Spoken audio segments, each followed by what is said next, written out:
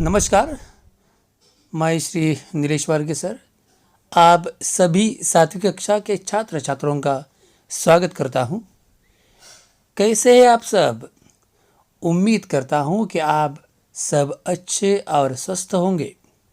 बच्चों, आज मैं आपको सातवीं कक्षा की पुस्तक में कितने पाठ है और उसे कितने भागों में बांटा गया है यह देखते हैं। उससे पहले सातवीं कक्षा की जो पुस्तक है उसे हम क्या कहते हैं? सुलभ भारती। पाठ्य पुस्तक का नाम क्या है? सुलभ भारती। मुझे पता है यह साल बहुत परेशानी से शुरू हुआ है। हमारे स्कूल तो बंद है, लेकिन शिक्षा शुरू है। शैक्षणिक साल के शुरू में ही आपको किताबें मिली हैं। इन किताबों में आपने देखा होगा जिसका नाम सुलभ भारती है, उसे कितने भागों में बांटा गया है। पुस्तक की अनुक्रमणिका देखते हैं, फिर हमें पता चलेगा कि इसे 2 भाग में बांटा गया है। पहला भाग, जिसे हम पहली इकाई कहते हैं, इस इकाई में कुल 8 पाठ है और जो दूसरी इकाई है उसमें भी 8 पाठ है। हम आराम से देख सकते हैं कि दोनों इकाई में 8 पाठ है। इसमें कविता है, अलग तरह तरह के पाठ है। किताब अच्छे से पढ़कर उससे उसकी जानकारी प्राप्त कर सकते हैं, लाभ ले सकते हैं। यहाँ पाठ के बाद अपना अभ्यास भी दिया गया है। यहाँ जितने भी पाठ है उनसे हमें कुछ ना कुछ सीख जरूर मिलती है। तो आज हम आपको जो पहला पाठ है, पहली इकाई का 1.1 वाचन मेला, इसके बारे में आज पढ़ाने वाला हूँ। तो फिर चलो बच्चे, अब हम शुरू करते हैं हमारा पहला पाठ 1.1, जिसका नाम है वाचन मेला। पिछली छठी कक्षा में हमने देखा है मेला का मतलब है खुली जगह में जहाँ हमारा मनोरंजन होता है, हर प्रकार की वस्तुएं हमें मिलती है, खाने को पीने को हर तरह की चीज़ें मिलती है। उस स्थान को हम मेला कहते हैं। जैसे कि मराठी में उसे जत्रा या यात्रा कहते हैं। वाचन मेला का मतलब हम जानने वाले हैं। पढ़ाई के संबंध में किताबें, साहित्य एक जगह उपलब्ध रहते हैं, पढ़ने को मिलते हैं। इसके लिए इस पाठ का नाम वाचन मेला रखा है।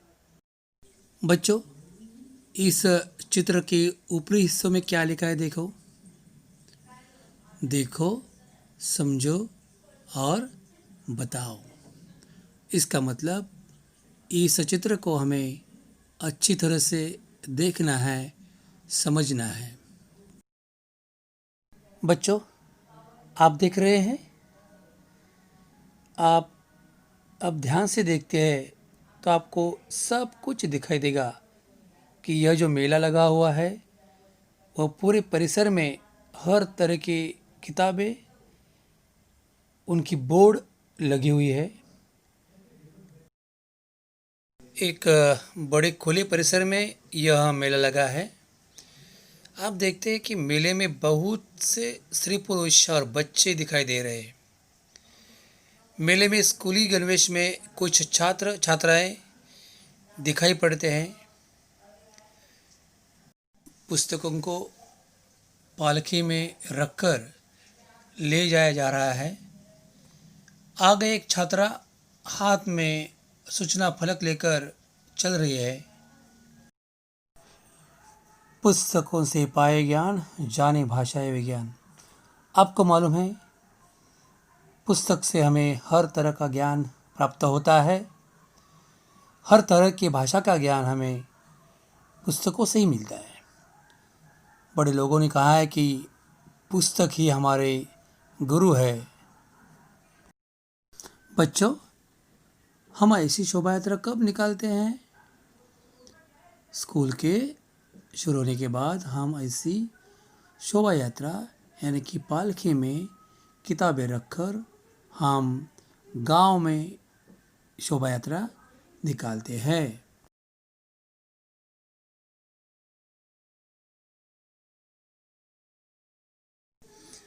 बाल साहित्य विभाग में बच्चों को मनपसंद लघु कथाएं, मनोरंजक कथाएं, ये सभी किताबें यहाँ रखी गई है।